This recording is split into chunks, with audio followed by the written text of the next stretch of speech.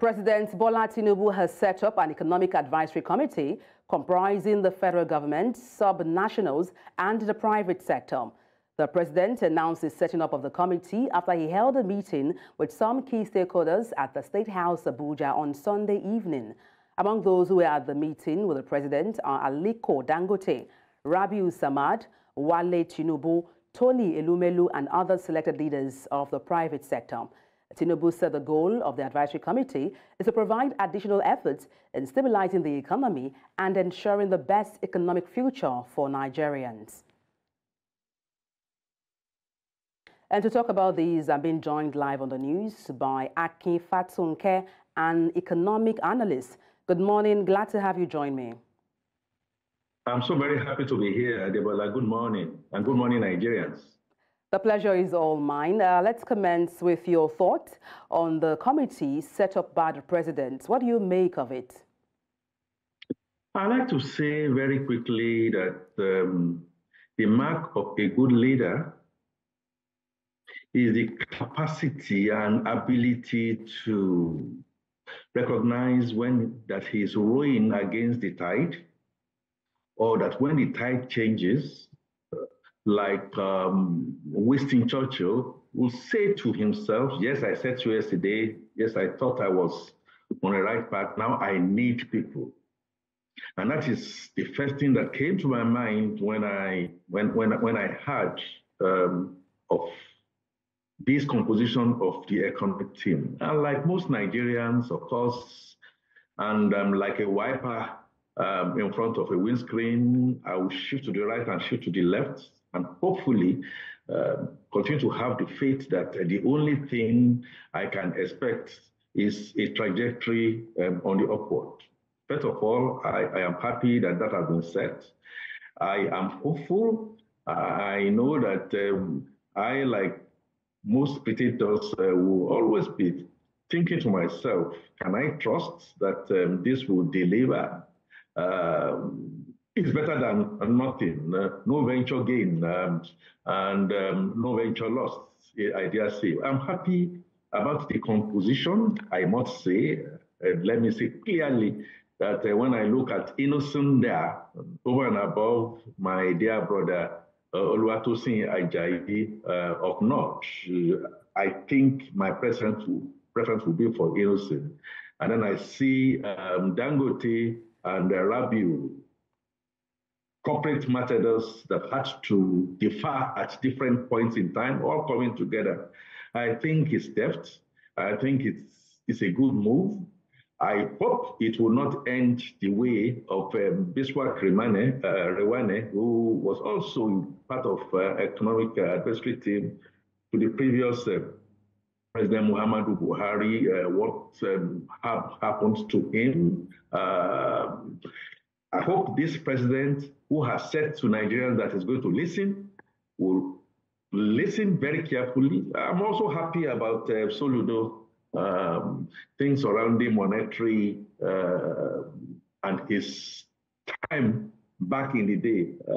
I would have loved to see, though, an Erisco Bumpet thing, but I'm happy that at least we have somebody that will be able to look at the agric food chain thing.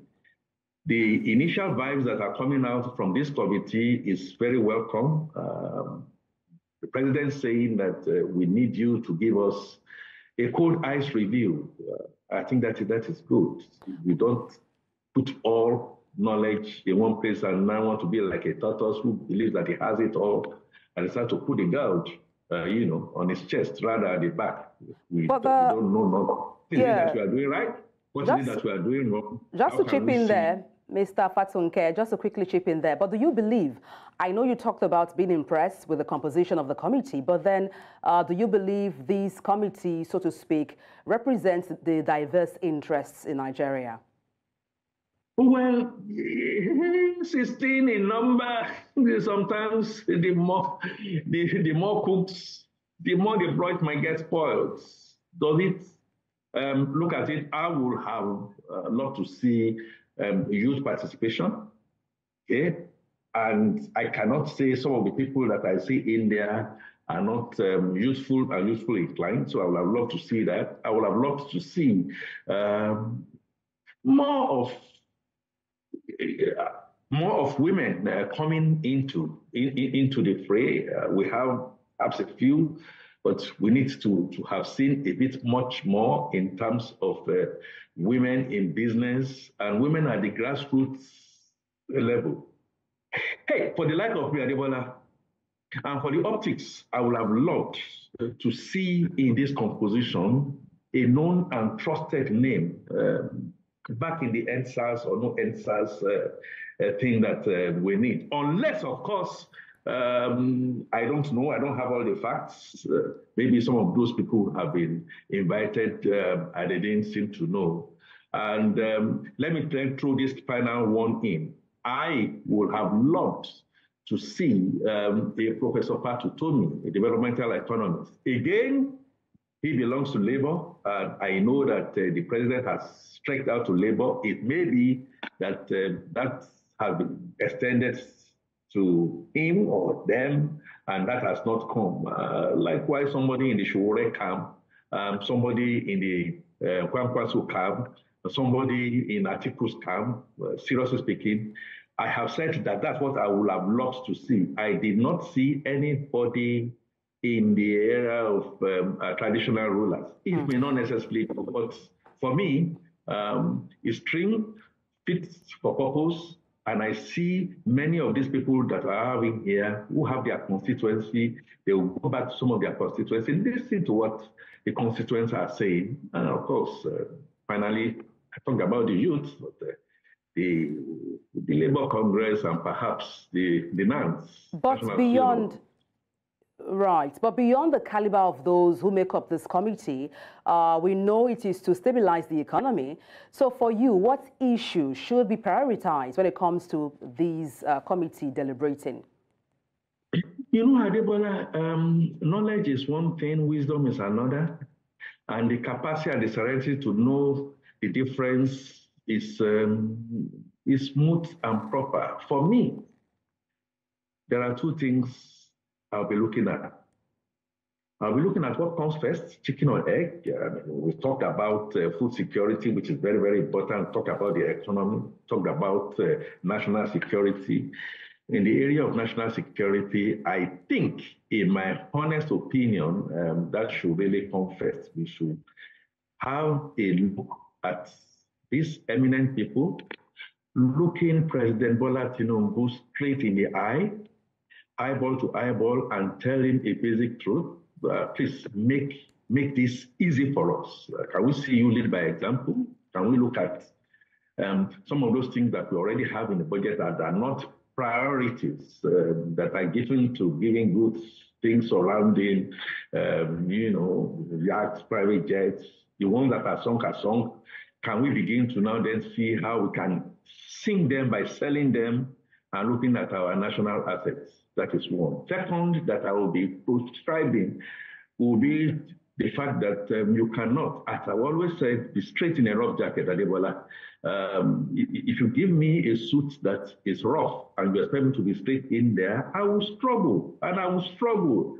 And some of the economic advisory teams that we have had over the past have struggled because we don't have a viable constitution, so to speak, that is workable, that is economically viable. We are different in all respects, and we must recognize that. Can we, while we are working on this as short term, think of the middle term, to say that Nigeria is not negotiable, continues to lie on itself. We need to build that capacity and that trust.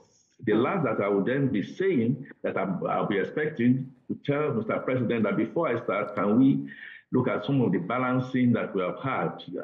I think, in my private opinion, you have a very good team, but I'd like to see a little bit more of diversity in your team. I'd like to see a bit more of the Southeasterners, unless, of course, they have a right of refusal. Those are some of the things I want to begin to see very quickly. Do I believe it is workable? Yes. If this president is going to be listening, if this president will not have the they feel and think that is too proud. If this president can relay and then recoil and then reverse, I have absolutely no problem. But I think this president has started very well. I keep on saying that. He has the right policy framework in place. Implementation has been very challenging. So can this guys go back and see, implement for. I'm afraid that's the most we can take. Mr. Akin Fatunke, economic analyst, thank you so much for your time on the news. Thank you very much, Adebola. Nigeria will survive.